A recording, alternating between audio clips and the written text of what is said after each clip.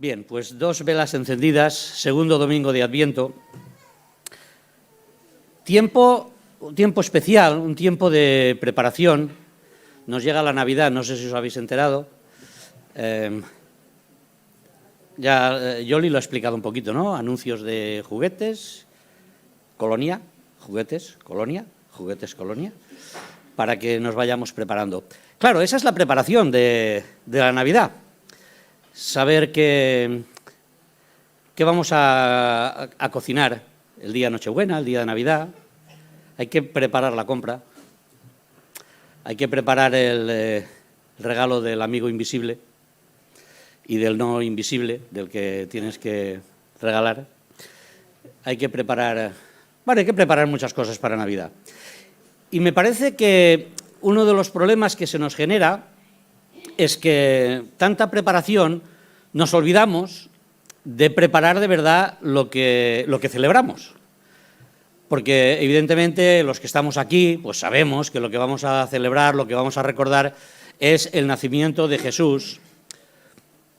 También sabemos que con casi total seguridad no estamos celebrando la fecha exacta del nacimiento de Jesús, pero sí que estamos celebrando que Dios envió a su Hijo, lo hemos cantado, lo recordamos, y estaría bien que entre preparación de comida o de cena y preparación de regalos y preparación tuviésemos nuestro tiempo de recuerdo y de preparación para ese momento que es un momento especial en la historia de la humanidad.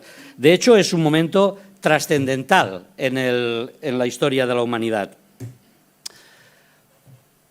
La semana pasada Esther estuvo hablándonos de un anuncio de un ángel que anunció a Zacarías el nacimiento de un hijo, de un hecho milagroso, porque decía que o bien la mujer, que es lo que nos dice la palabra de Dios, era estéril, y eran mayores, no podían tener hijos, y habían estado orando mucho tiempo para que Dios les concediese un hijo, y por fin les concedió un hijo, Juan. Le conocemos por las Sagradas Escrituras, por la Biblia, le conocemos como Juan el Bautista. Hoy vamos a ver otro de esos anuncios, el anuncio de un ángel a una jovencita de que iba a tener un bebé.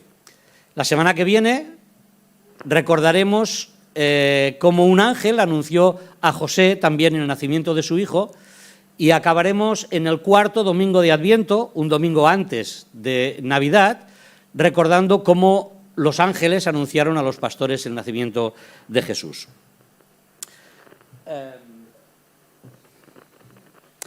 Vamos a leer un texto tal como nos lo relata la palabra de Dios en el Evangelio de Lucas, en el capítulo 1 y los versículos 26 al 38. No sé si se ve bien, igual no se ve bien, así que yo os leo. El texto dice: al sexto mes se refiere al sexto mes del embarazo de Elisabet, que es el texto que ha explicado antes, los versículos anteriores. Al sexto mes, el ángel Gabriel fue enviado por Dios a una ciudad de Galilea llamada Nazaret, a una virgen desposada con un varón que se llamaba José, de la casa de David, y el nombre de la virgen era María. Y entrando el ángel en donde ella estaba, dijo: «Salve, muy favorecida, el Señor es contigo, bendita tú entre las mujeres». Mas ella, cuando le vio, se turbó por sus palabras y pensaba qué salutación sería esta. Entonces el ángel le dijo: «María, no temas, porque has hallado gracia delante de Dios.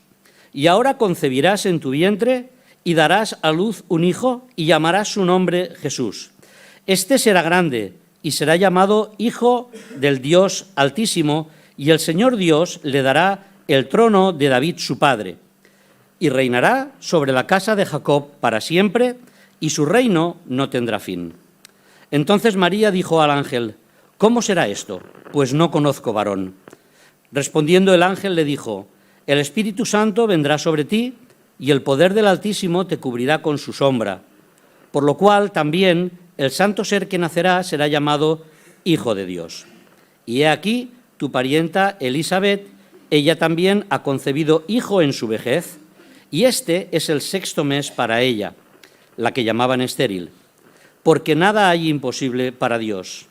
Entonces María dijo: «He aquí la sierva del Señor, hágase conmigo conforme a su palabra». Y el ángel se fue de su presencia. Este es el texto, esto es cómo nos relata la Biblia este momento extraordinario. No sé si reconocéis la imagen, supongo que sí. Esto es la Sagrada Familia de Barcelona. Esta fachada que he puesto aquí se llama la fachada de la Natividad. Gaudí, cuando diseñó esta basílica, se dedicó, no se ve bien, porque es muy pequeñito, está claro, pero en la parte que está encima de los porticones hay un montón de imágenes, de esculturas que explican la Natividad. Y entre ellas, ahí en ese cuadrito que os he puesto, que estoy seguro que no veis, está dibujado este momento. Ahora quizá lo veis un poquito mejor. Bueno, si yo os preguntase como a Gaudí, a Gaudí no se lo puedo preguntar, pero si os preguntase a vosotros, ¿cuántos personajes aparecen en esta escena? Creo que me diríais que 2, ¿no?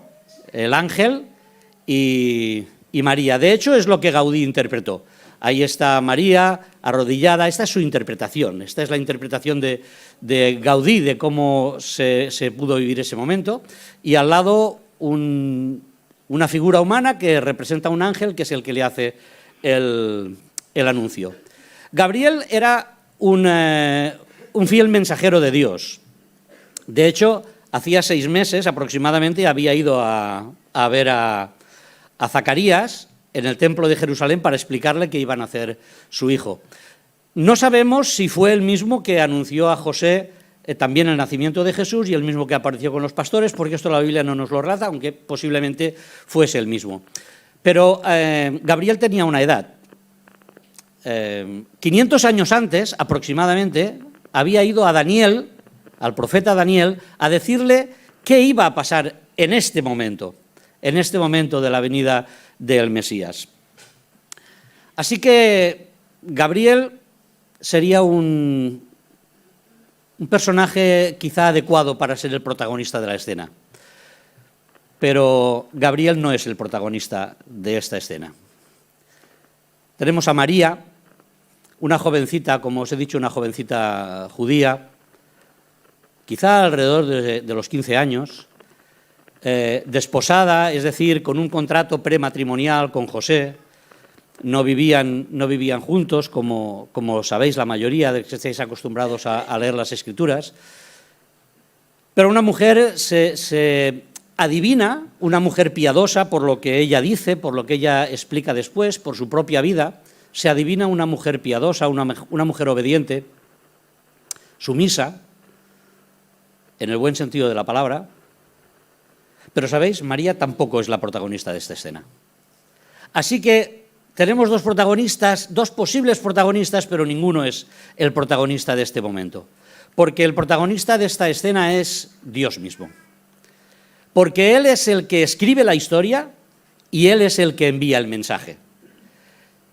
Y de lo que vamos a hablar esta mañana precisamente es de ese mensaje extraordinario, de ese mensaje trascendental y de ese mensaje que en definitiva nos alcanza a todos, aunque fuese originalmente un mensaje para María y evidentemente en muchos aspectos muy centrado en María. Pero mirad, me vais a permitir que voy a intentar ser cortito, porque la verdad es que cuando estaba estudiando el texto me daba cuenta de la cantidad de cosas que hay ahí. De hecho, antes cuando estábamos con Yoli dentro, estábamos hablando un poquito y orando, decíamos, es que hay mucho lo que hay en este texto. La verdad es que el mensaje que Dios tiene que Dios hace llegar a María a través del ángel, a través de Gabriel, es un mensaje que tiene que ver con la gracia de Dios. Y ahí os he puesto un par de frases que aparecen en el texto que ya hemos leído. En el versículo 28, salve, muy favorecida, Hay diferentes traducciones, según la versión bíblica que utilizáis hay diferentes traducciones, aunque van a parar prácticamente al mismo sitio. El Señor es contigo.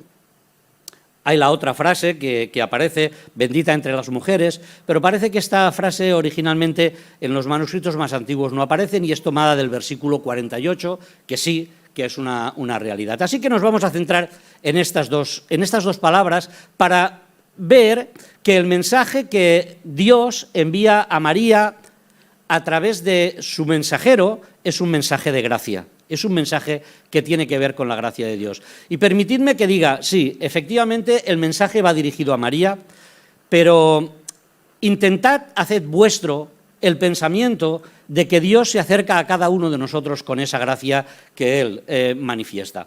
Fijaros que la verdad es que el pueblo de Israel estaba esperando al Mesías desde hacía muchísimo tiempo. Hacía ahora, en estos momentos, hacía como 400 años que no se levantaba un profeta que predicase y que fuese anunciando que el Mesías iba a venir. Y el pueblo estaba ansioso, estaba necesitado de palabra de Dios. Así que el pueblo que está esperando, seguramente la mayoría de las mujeres de Israel estaban deseando ser las que pudiesen concebir a ese Mesías esperado. Bueno, pues María se encuentra con esa gracia que viene de parte de Dios, con ese regalo que viene de parte de Dios, y que el ángel, cuando está delante de ella, le dice: María, eres muy favorecida. Eres una mujer que puedes alegrarte porque Dios ha decidido que tú formes parte muy estrecha de lo que va a ser su plan. Dios ha querido que tú lleves en tus entrañas al que va a nacer, a ese Mesías esperado. María fue cubierta por una gracia especial de Dios, no por lo que ella era en sí misma, no porque tuviese unas características especiales, no porque tuviese una piedad mayor que quizá otras muchas personas de su entorno. Dios escogió a María por pura gracia. Y la escogió como vaso receptor de esa gracia que Él quería darle, de ese privilegio que Él quería otorgarle para que fuese la madre de Jesús el que había de ser el Salvador del mundo. Hablaremos de esto un poquito más adelante. Tiene que ver con la gracia de Dios este mensaje, porque fíjate que cuando el ángel se dirige a María le dice: el Señor es contigo. Esther la semana pasada hablaba algo de esto, ¿no? Explicaba alguna cosita en relación a esto. Decía que siempre hay los cristianos, los creyentes, podemos estar seguros y podemos estar convencidos de que la presencia de Dios siempre está con nosotros. Ella decía que puedes estar arriba en un momento álgido de tu vida, la mar de bien, o puedes estar abajo porque los problemas te inundan, porque la situación se te hace insostenible por diferentes motivos, pero estés ahí arriba o estés ahí abajo, la presencia de Dios está prometida. Dios está contigo. Pero sí que es verdad que hay momentos en los que Dios manifiesta esa presencia de una manera especial.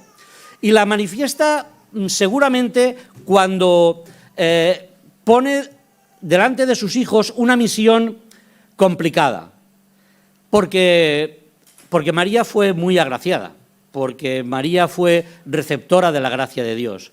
Pero María tenía por delante una misión dura. Bueno, hoy diríamos dura, no, lo siguiente. María necesitaba la presencia de Dios para poder afrontar una serie de circunstancias que le venían encima. En primer lugar, necesitaba la gracia de Dios, necesitaba la presencia de Dios para soportar lo que su prometido José pudiese pensar de ella. Necesitaba fuerza para afrontar las situaciones que ella iba a vivir y que quizá en estos momentos ni siquiera era consciente.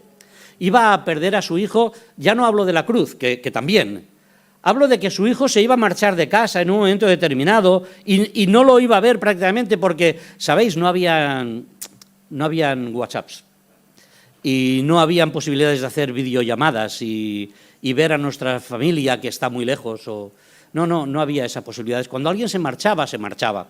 y tenía muchas dificultades para volver a encontrarse, hasta el punto que en un momento determinado de su vida, María fue con sus otros hijos a buscar a Jesús, a decirle, hombre, un poco de relación con la familia, ¿no? Así que María necesitaba la presencia de Dios, necesitaba una gracia especial de Dios para tener esta compañía, para poder afrontar el dolor que iba a sufrir, como decíamos antes, cuando viese a su hijo colgado en una cruz, muriendo en una muerte terrible. Necesitaba la protección, la compañía de Dios, la presencia de Dios, para saber que ya de bebé tendría que huir con su hijo a un país extranjero, a vivir como emigrante en un lugar que no era su tierra, porque su hijo era perseguido para morir.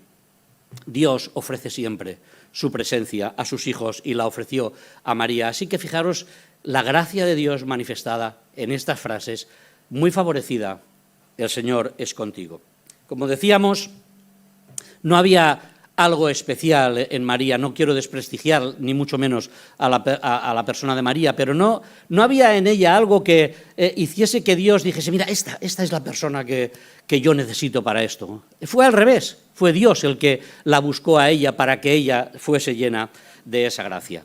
Como que hay muchos puntos, tengo que avanzar, pero yo os propongo que reflexionéis sobre esto, porque mirad, al final siempre es la gracia de Dios, siempre es la gracia de Dios, con María o conmigo o contigo, el que nos ayuda a hacer el camino que tengamos que hacer.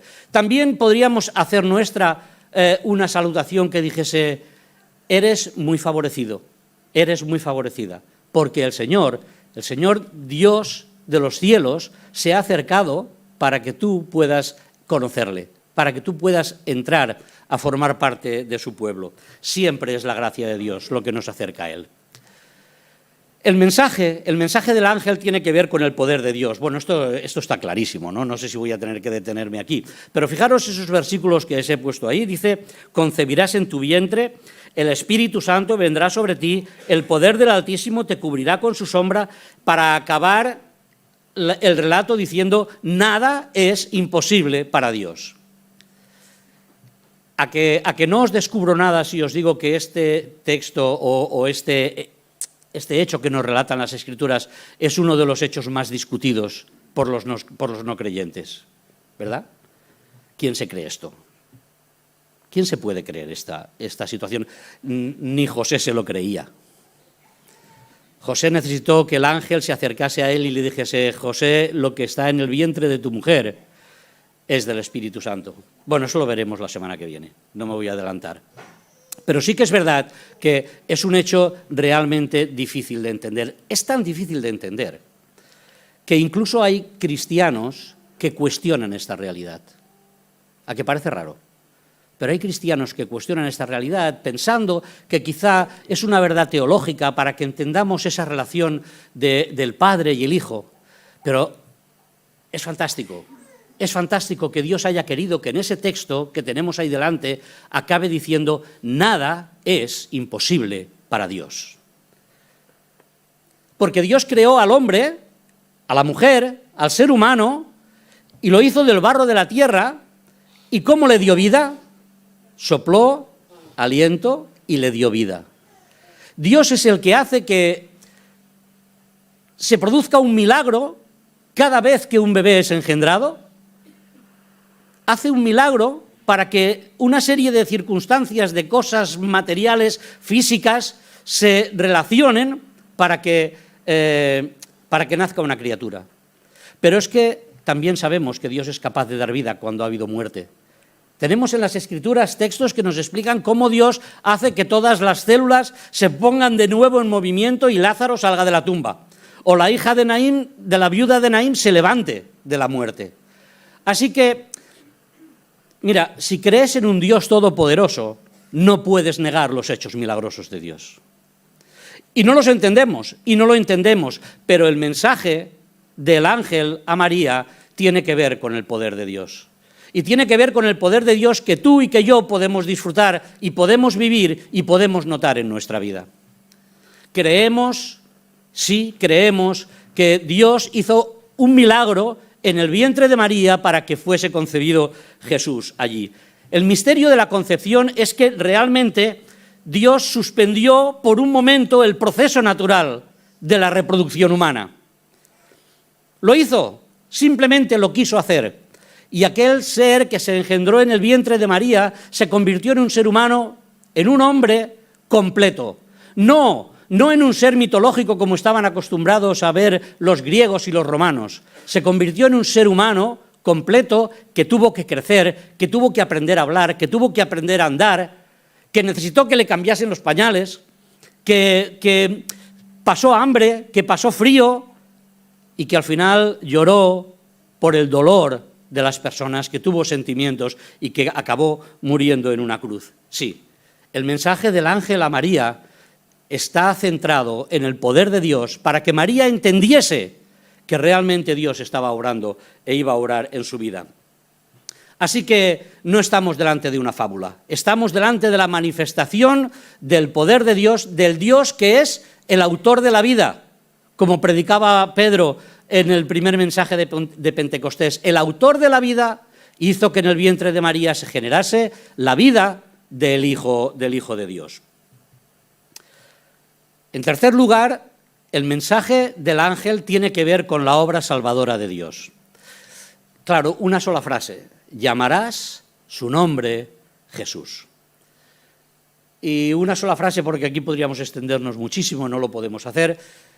Seguramente, como os decía, seguramente la semana que viene volveremos a insistir en este punto, en el punto de la obra salvadora de Dios. Pero fijaros, solamente un par de apuntes. Llamarás su nombre Jesús. Esto el ángel se lo dijo a María y el ángel se lo dijo a José. ¿Sabéis por qué? Porque el nombre no se lo pusieron ni María ni José. El nombre del bebé se lo puso su padre, el Dios eterno. Llamarás su nombre Jesús, Salvador. Dios salva, Dios ofrece salvación, eso es lo que significa. Y cuando veamos la semana que viene el texto, veréis que el ángel le explica un poquito más a José y le dice: llamarás su nombre Jesús, porque él salvará a su pueblo de sus pecados.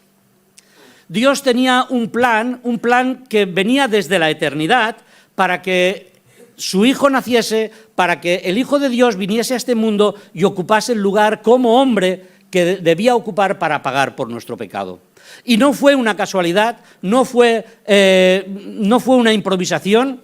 Cuando Pablo escribe a los Gálatas muchos años después, ¿sabéis lo que les dice? Les dice: cuando vino el cumplimiento del tiempo, Dios envió a su Hijo, nacido de mujer y nacido bajo la ley. Un hecho real que hacía que entendiesen aquellos que estaban recibiendo aquella carta, que entendiesen que la obra de Dios, la obra salvadora de Dios, tiene su origen en la eternidad.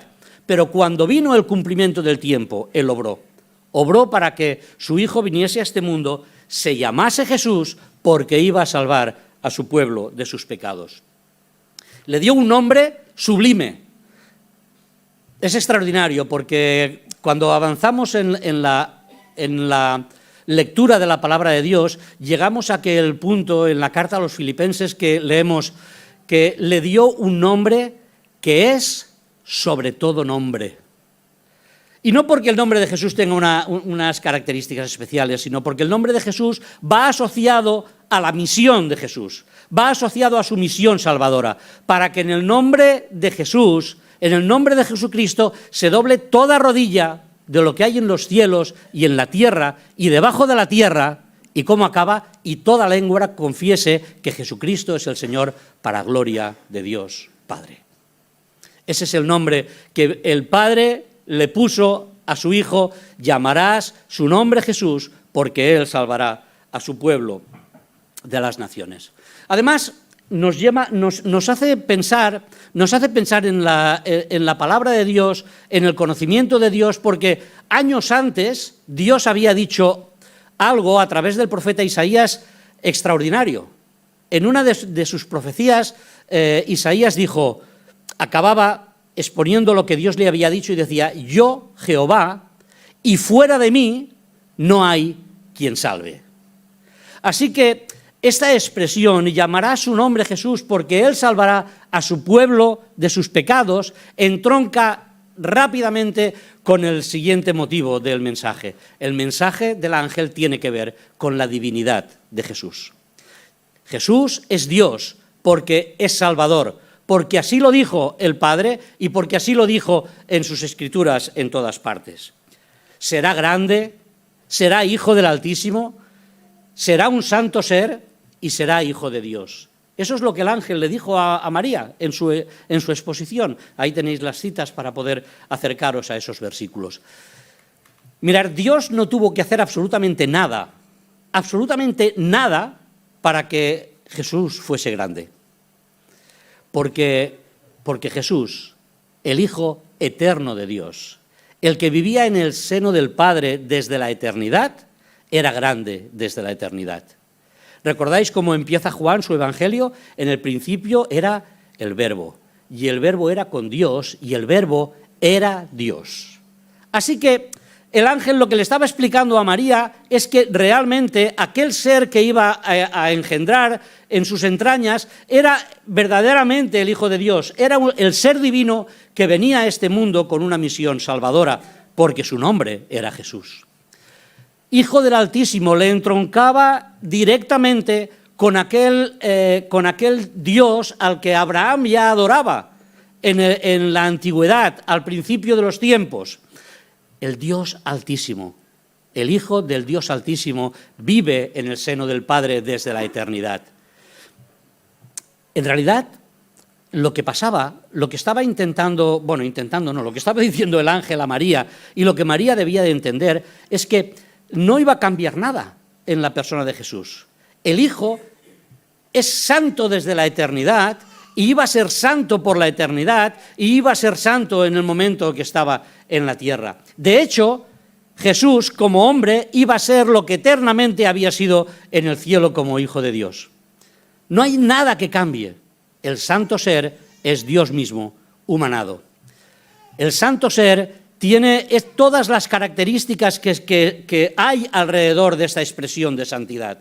Hemos hablado muchas veces y seguramente cada uno de nosotros puede pensar qué se encierra detrás de la palabra santidad, ¿no? Si miramos el diccionario de la lengua española, dice algo así como que santo es el que es perfecto, libre de culpa y especialmente consagrado a Dios. Pues mirad, si seguimos esta definición de santidad, Jesús era santo. Jesús es santo, el Hijo de Dios es santo, porque es un ser perfecto, libre de culpa y consagrado desde la eternidad a Dios.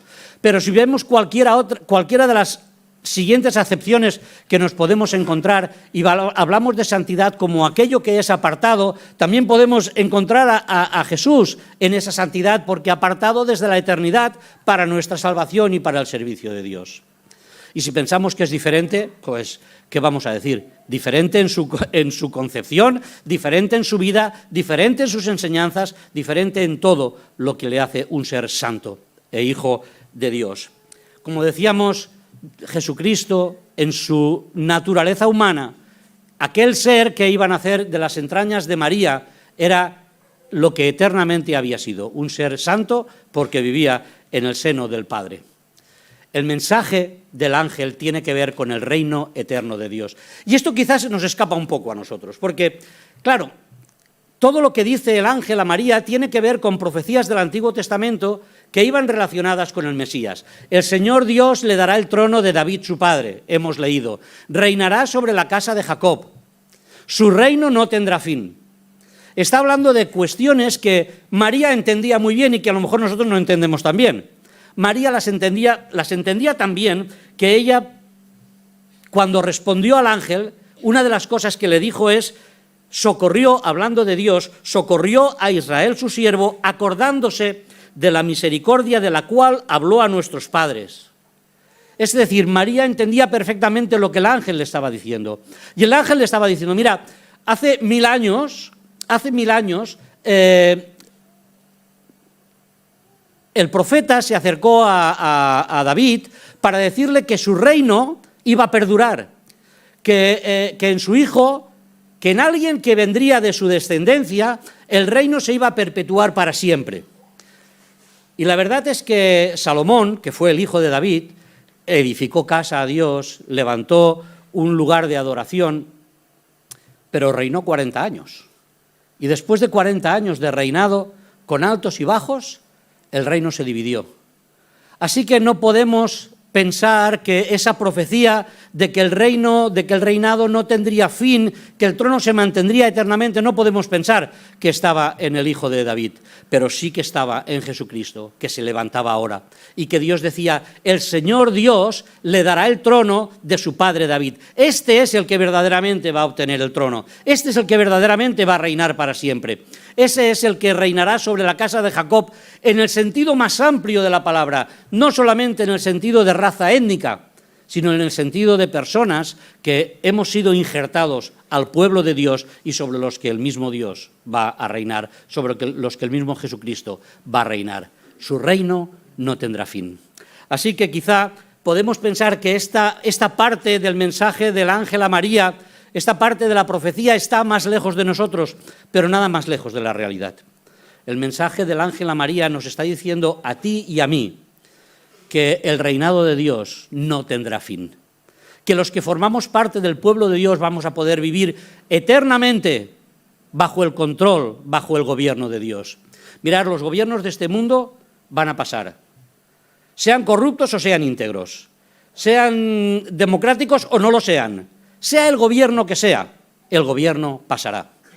Pero el gobierno de Dios, el reino de Dios, permanecerá para siempre, porque así lo dice su palabra. Porque llegará el día en que el Rey reinará sobre cielos nuevos y tierra nueva, en donde reinará la justicia. Esa justicia que hoy no encontramos en nuestro mundo. Así que el mensaje del ángel a María tiene que ver con el reino eterno de Dios, que nosotros podemos disfrutar, que nosotros vamos a disfrutar. Durante muchos siglos ha habido reinos, gobiernos que se han levantado contra la palabra de Dios, que se han levantado contra el poder de Dios. ¿Y dónde están? Todos han desaparecido. Y los que hoy en día se levantan contra el pueblo de Dios desaparecerán. Porque el Rey nuestro es el Rey que se levanta con poder y que nos anuncia, como el ángel anunció a María, que el reino del Señor es un reino eterno y para siempre. El mensaje del ángel a María tiene que ver con la veracidad de la palabra de Dios. Y estamos acabando, estamos llegando al final de este mensaje que el ángel llevó a María por voluntad de Dios, como mensajero de Dios. No eran sus palabras, era lo que el ángel llevaba para María. Y fijaros que, para acabar, María había hecho una pregunta: ¿cómo será esto? ¿Cómo será esto? Pero no como duda, sino como una necesidad de entender qué iba a hacer Dios en su vida, cómo iba a actuar Dios en su vida.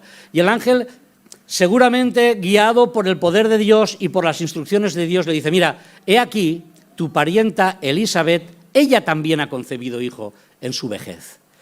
María sabía cuál era la condición de Elisabet. Eran parientas. Sabía que era una mujer ya entrada en años, sabía que era una mujer que aparentemente no podía tener hijos humanamente hablando y que Dios había obrado un milagro en su vida. Y de nuevo acabamos en aquella frase: porque nada es imposible para Dios. María, Dios va a actuar con gracia y con poder en tu vida, para que tú seas una mujer que, como ella misma dijo después, de ahora en adelante me van a llamar bienaventurada, no por lo que soy, sino por lo que Dios ha hecho en mí. Las cosas que Dios ha hecho, las cosas que nosotros sabemos que Dios ha hecho a través de la historia, las que hizo con María, las que sabemos que están en su palabra, las que tú y yo conocemos porque el Señor ha hecho en nuestra vida, ¿sabéis para qué sirven? Para que sepamos que lo que ha dicho que hará es verdad. Dios va a seguir haciendo lo que Él ha anunciado que haría. Así que sus promesas son realidad, realidad en nuestra vida y realidad para el mundo entero. No pasa nada que hayan pueblos, naciones o personas que se levanten contra la palabra de Dios o contra los mensajes de Dios. Finalmente, lo que hay en la realidad es que Dios tiene el control, que Dios actúa con gracia sobre su pueblo, que Dios actúa con gracia incluso sobre los que no son su pueblo, dándoles todavía oportunidades de reconocimiento, de salvación. Actúa con poder, actúa con misericordia, actúa con una visión eterna que va más allá de los 4 días que podamos vivir aquí. El jueves pasado, en el estudio bíblico, David Burr decía una cosa muy interesante. Decía, haciendo referencia a aquel texto que dice que Dios no retarda su promesa, o como algunos la tienen por tardancia. Dice, porque como mucho Dios tarda 100 años, no más. Porque desde que naciste hasta que te encuentres con el Señor, bueno, si tienes, no sé, iba a decir si tienes suerte o no, como mucho van a pasar 100 años. Bueno, a lo mejor 101 o 102, pero no esperes muchos más. Al final, tu encuentro con el Señor, sea que Él venga o que tú vayas a encontrarte con Él, está cercano. Y lo que el Señor está haciendo en este mensaje es decirle a María, María, Dios te ha escogido, Dios te ha agraciado, ha depositado toda su gracia sobre ti para que seas parte de ese plan de salvación que Él tiene para la humanidad. Al final nos quedamos con ciertas reflexiones para ir poder ampliando en nuestro corazón aquello que el Señor tiene para nosotros. Dios actúa soberanamente, lo hace cuando quiere. Cuando en su reloj, si es que podemos hablar de un reloj, cuando en su reloj se cumple el momento adecuado. Hemos leído el texto, ¿no? O hemos recordado el texto. Cuando llegó el cumplimiento del tiempo. No antes, no después. Cuando en el reloj de Dios se cumple el momento adecuado, es cuando Dios actúa. Y nosotros podemos cuestionar, podemos opinar que es el momento más adecuado o no es el momento más adecuado, pero lo que sabemos es que es el tiempo de Dios. Y cuando el tiempo de Dios se manifiesta, la obra de Dios se hace y llega a los corazones. Dios actúa con poder, como lo hizo con María. Y fijaros, ahí he puesto una frase que yo creo que deberíamos de meternos en la cabeza. Dios actúa con poder y cuestionar su obra no cambia nada de lo que Él hace y de lo que Él es. Mira, puedes creer que hubo una concepción virginal en el nacimiento de Jesús o puedes no creerlo. Pero el hecho de la concepción virginal de Jesús no lo va a cambiar nadie. Lo creas o no lo creas, porque fue el poder de Dios actuando. Puedes creer o no creer las cosas que la palabra de Dios dicen sobre Dios y sobre lo que Él ha hecho y sobre lo que Él ha pedido de cada uno de nosotros y sobre lo que Él nos ofrece a cada uno de nosotros. Pero lo creas o no lo creas, no va a cambiar nada la realidad. Dios es Dios en el cielo y en la tierra y tiene todo el poder. Y actúa con todo el poder cuando Él quiere. Dios cumple sus promesas y en el cumplimiento de esas promesas que encontramos en la palabra de Dios y que podemos ver reflejadas en la historia, tenemos la garantía, como decía antes, de lo que Él ha dicho que pasará, pasará. Así que si la palabra de Dios dice que Él volverá, sabemos que volverá. Si dice que tendremos que enfrentarnos delante del trono de Dios a la realidad de nuestra actitud delante de Él, es verdad que sucederá. Cada uno tiene la necesidad, la obligación de pensar en cómo se va a encontrar con Dios, cómo va a ser ese encuentro. El Dios que viene a este mundo viene con una vocación de perdón, viene con una vocación de relación con el ser humano y al final está en nuestra respuesta, la voluntad de acercarnos a Él o rechazar su oferta. Jesús es Dios hecho hombre y esa misión salvadora, esa misión con la que Él venía a este mundo, misión, por otra parte, pactada desde la eternidad para nuestra salvación, nos alcanza a todos. Nos alcanza a todos, los que estamos aquí, los que nos escuchan en nuestras relaciones sociales, diariamente o cuando sea. Alcanza a todo el mundo, porque lo que Dios quiere al final es que cada uno de nosotros nos encontremos con Él a través de su Hijo Jesucristo, que vino. Hoy, segundo domingo de Adviento, seguimos pensando en la Navidad, seguimos pensando en que el Hijo de Dios vino a este mundo, pero seguimos pensando en este hecho maravilloso y trascendental, poniéndonos nosotros delante de ese Dios, pensando qué respuesta vamos a darle, cómo vamos a reaccionar delante de lo que Él ha querido. ¿Sabéis? María respondió: «He aquí la esclava del Señor, hágase conmigo conforme a su voluntad». Ojalá los que estamos aquí podamos estar pensando en esta realidad, podamos abrirnos también en esa misma respuesta como hizo María, sabiendo que la gracia de Dios nos ha alcanzado, sabiendo que su poder ha obrado en nosotros, que su obra salvadora nos alcanza, que formamos parte o podemos formar parte de un pueblo que va a vivir en el reino de Dios, en el reino de la justicia, en el reino de la paz, en el reino de la misericordia, eternamente y para siempre. Y que lo que la palabra de Dios dice se cumple y se cumplirá. Que Él nos bendiga y nos ayude a acercarnos a la Navidad en este recuerdo, en el recuerdo de la paz que Dios tiene para cada uno de nosotros. Amén.